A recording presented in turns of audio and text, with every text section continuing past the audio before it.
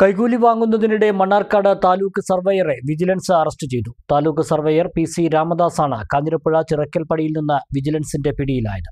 കൈക്കൂലിയായി വാങ്ങിയ 40,000 രൂപയും പിടിച്ചെടുത്തു.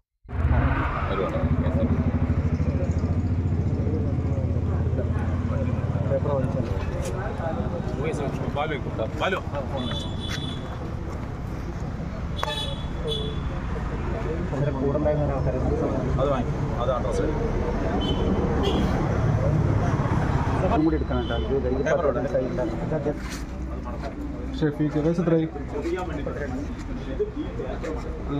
ബാപ്പൻ്റെ പേര്?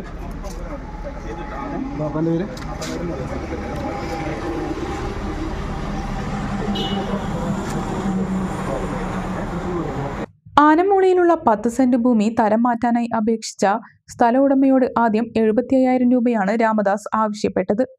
ഇത്രയും തുക നൽകാനാകില്ലെന്ന് പറഞ്ഞപ്പോൾ 60,000 ആവശ്യപ്പെട്ടു. 50,000 രൂപ നൽകിയാലേ സർവേ രേഖകൾ നൽകുകയുള്ളൂവെന്ന് രാമദാസ് നിലപാടെടുത്തു. അവസാനം 40,000 രൂപയ്ക്ക് സമ്മതിച്ചു. ഇക്കാര്യം ഉടമ വിജിലൻസിനെ അറിയിക്കുകയും വിജിലൻസ് നൽകിയ 40,000 രൂപയുമായി സ്ഥലം ഉടമ ചിറക്കൽപ്പടിയിൽ എത്തുകയുമായിരുന്നു.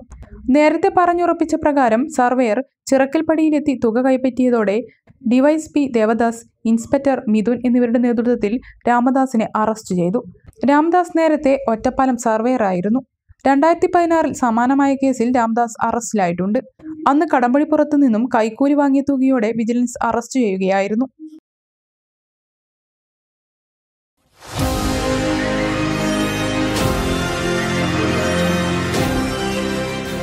കൂടുതൽ വാർത്തകളും വിശേഷങ്ങളും അറിയാൻ പേജ് ലൈക്ക് ചെയ്യൂ.